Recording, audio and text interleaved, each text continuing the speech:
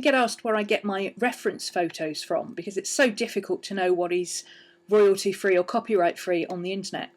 And as it happens, the people that I use, which is a commercial site, offered to sponsor a video. So I thought, why not? Because it comes with a nice discount for you guys if you're interested. So here I'm using Graphic Stock, which has a huge unlimited download library of photos, vector images, graphics, pretty much anything you could ever want in the shape of a reference photo. The thing I like about them is that they have over 300,000 images for you to search from, but unlike any other site, they don't charge you for additional royalties. So with a lot of sites that I've used before, they say it's free and it looks like it's free, but the minute you want to use it for a commercial purpose, you have to pay up to $30. You don't have any of that with Graphic Stock. You can use them for YouTube, on your blogs, on your websites, on your art projects, in your DIY stuff. I use them for my art classes, and you can download as many images as you want for a flat fee. So instead of paying per image, which really adds up, you can just purchase a year's subscription and download anything you want. Now these guys guarantee that all of their images are 100% royalty free and available for commercial purposes, and you cannot be sued by the copyright holders of the images. They own the images, they have purchased the images. So it's just a really good deal for someone like me who uses images on a daily basis, and I do use a lot of images in my classes for reference. You can't always rely on Victorian images or vintage images, especially if you want a picture of a mobile phone or something. It's just not possible. Now they've offered me an exclusive discount for you guys. If you click the link below, you can purchase their year-long subscription for half price. It should cost $99 for a year. You can pay $50. I'll put the link down below. It's also on the screen there. Have a look, give it a try, see what you think. If you're not interested, you're not interested, that's fine. If you are interested, use that link before the end of the year.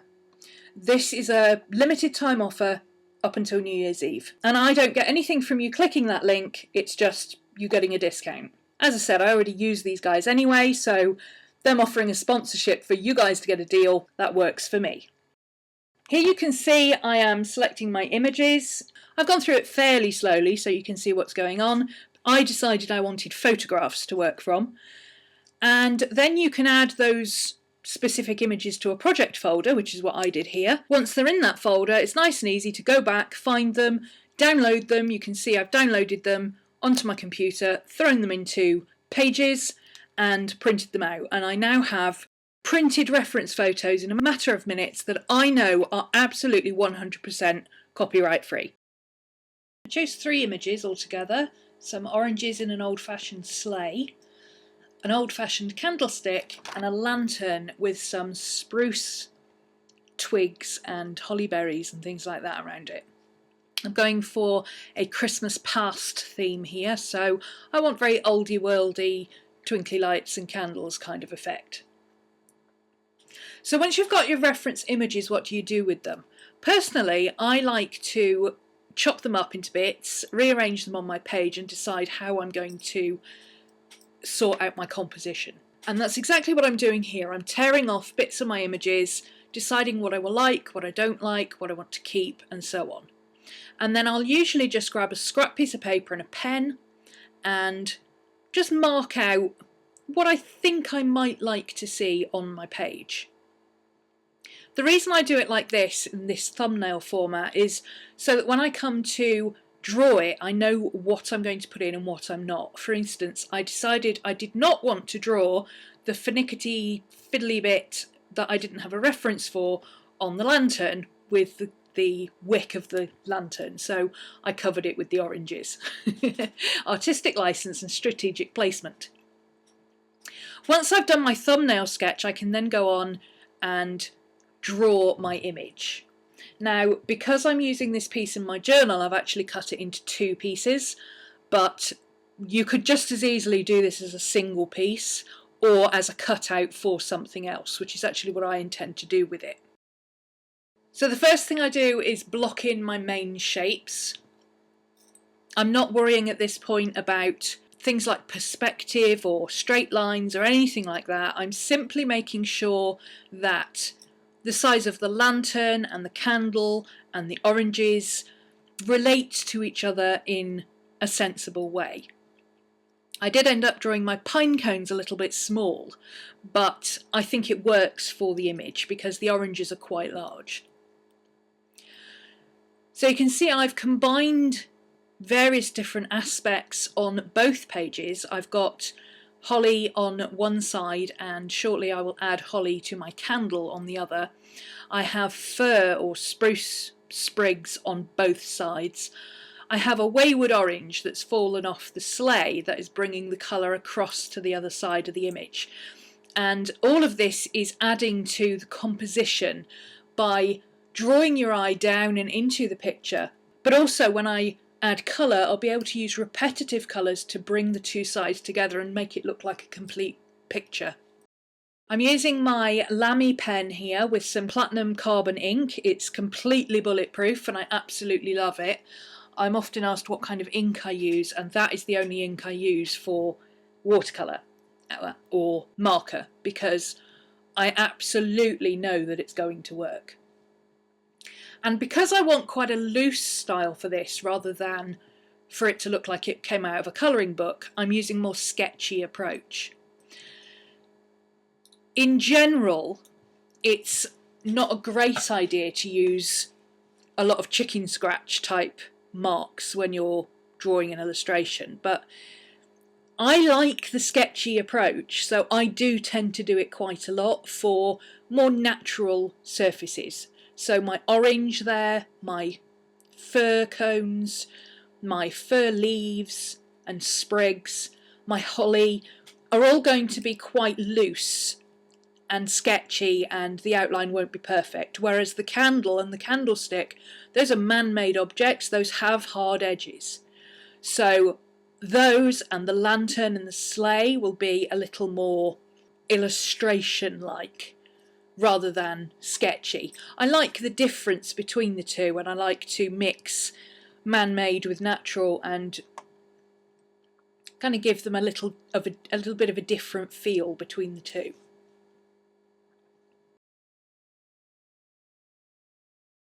I decided that the candle looked a bit sparse, so I added some ribbon as well. That will give me the opportunity to bring that colour across to the other side too. And then I can go in and ink the other side, and I'm adjusting as I go, making sure that my oranges are the same size on both sides. They don't have to be exact, but you know, it helps identify them as all being the same thing if they are all the same size. Sketching in the sleigh in a little bit more perspective. I did actually mess up at one point where I didn't put in the second edge on the front part of the sleigh and on the side where the oranges are leant against. I put it elsewhere, but I didn't put it on those two bits. I did fix that later on.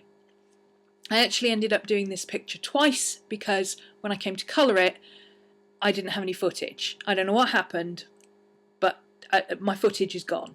So I ended up having to do a second one, and this is actually the first image that I drew, and then when I colour it, you'll actually see the second image.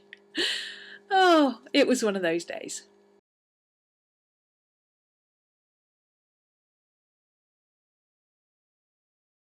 And here we go with the watercolour. So I'm using a number 9 round travel brush. I got this one from Jackson's Art Supplies in the UK. There is a link down below for discounty type goodness, and it is a fantastic brush. I really like it. It's not a natural fibre brush, it's synthetic, so it's got a little bit more spring to it, which is how I like it. And I'm using a wet in wet technique where I've wet the paper first and then I'm throwing in colour. I'm doing that to make the colour spread and mix together and to get that halo effect. Can you see around the top there we've got kind of a rounded effect to the heat of the candle. I deliberately wanted to make it look like it was glowing and on fire rather than just drawing the candle light, and that was it. The watercolours I'm using are a mix of Winsor & Newton Professional, Daler Rowney Professional, Winsor & Newton Cotman colours, and my new Holbein Professional colours, which I have to say, so far, are the best watercolours I have ever used. I absolutely adore them. I've only got 6 colours, and even with only those 6, I'm actually managing to do an awful lot of my painting with them. Whereas before I had, you know, these 45 set of Winsor & Newton Cotmans, and I was struggling still.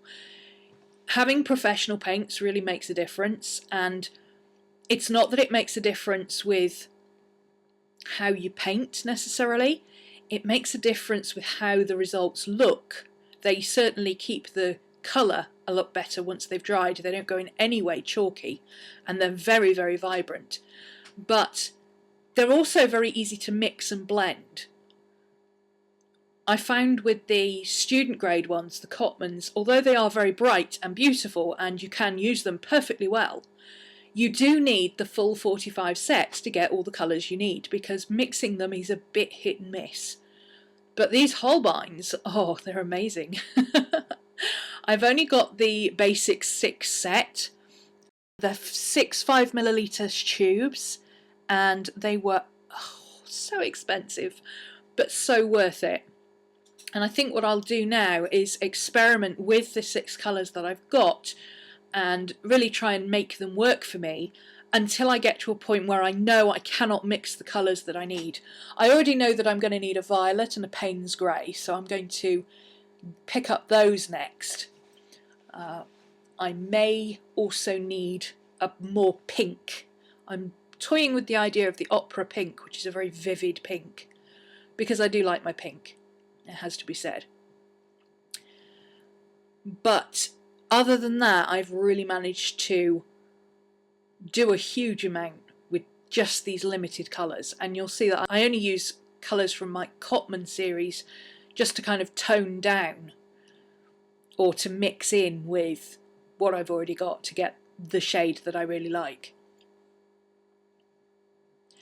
Most of what I've done here has been wet in wet, and that is basically where you wet the paper or you do a very, very light, quick wash in one colour, and then you go back in and you add in other colours or darker colours or more concentrated colour to a particular spot. And where I would normally be very careful and try not to let my colours mix into each other, I actually allowed it, because what I found is when you're looking at things like metallics, like the lantern and the candle holder, and mixing them with a very bright, immediate light, like candlelight, as opposed to a light that's in the distance, you do get a lot of reflection, even with the oranges picking up the colour of the holly berries, and the lighter coloured wood of the sleigh picking up little bits of green from the orange leaves. So I let that happen. I didn't fuss about with it too much, especially when you're using a sketch. I don't think it's a good idea to try and colour inside the lines. And speaking of which, this is actually the colouring sheet, or one of the colouring sheets. I'm actually doing a couple for the December Patreon subscribers. So any of my $2.50 Coffee Club people, you will be getting this sketch as 2 separate things that you can print out and work on, and you can play with this idea of using very loose colouring techniques instead of relying on hard outlines. So you can get a much more painterly approach, much more relaxed approach to what you're colouring in. And that can be quite difficult if you've got very harsh outlines.